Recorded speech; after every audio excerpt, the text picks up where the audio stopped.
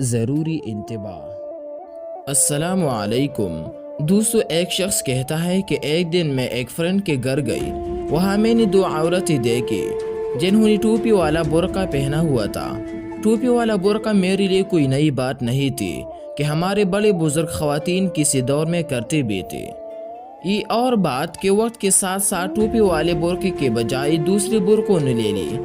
میرے لیے خیرت کی بات یہ تھی کہ وہ لڑکیوں نے پہنا ہوا تھا، اور مجال ہے جو باہر صحن میں انہوں نے ذرا سا بھی منہ سے اتارا ہو، جبکہ کوئی مرد بھی نہیں تھا، اور وہ کا اس قدر کھلا اور عجیب ہی طرح کا تھا کہ انہوں نے ایسے ہی ہم سے سلام کیا۔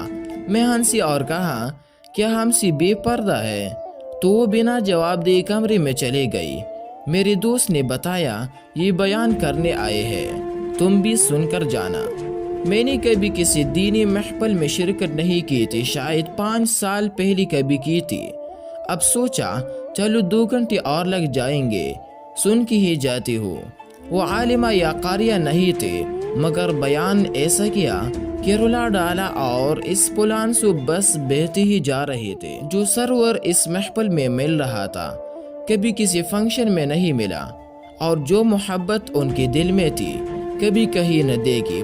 فرینڈ کے اصرار پر میں نے نعت پڑھی تو سب ماشاء اللہ کہنے لگے، پیار سے ہاتھ پکڑ لیا اور کتنی دیر ہاتھ میں لیے رکھا، اور یہ اصرار کہ آپ آیا کریں گے، آپ تو MA کر رہی، آپ بیان کیا کریں، آپ کر سکتے ہیں۔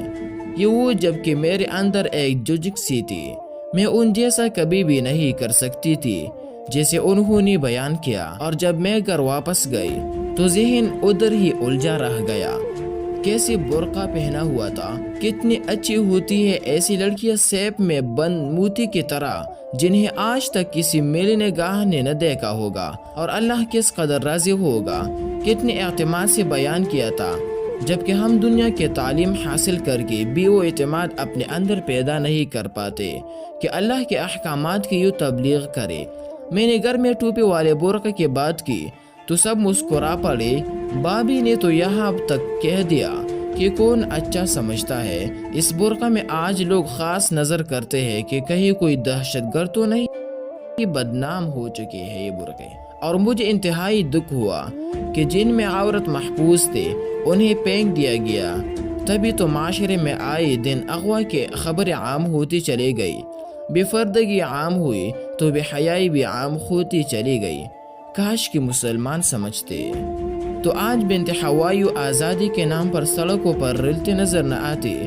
خیرت ہوتی ہے مجھے ان لڑکیوں کو دیکھ کر جو مردانہ وار پھرتے ہیں، گلے میں دوپٹہ، کھلے بال، نہیں خبر کون دیکھ رہا، پاس سے مت گور کے جا رہے ہوتے، اور وہ یوں دیکھنے کی چیز بار بار دیکھو کی مثال بنشان بنیازی سے چل رہی ہوتے ہیں۔ کہاں گئی حیا اور شرم؟ کہاں گئی وہ لڑکیاں جو مرد کے ایک نگاہ پر سمٹ جاتی تھی؟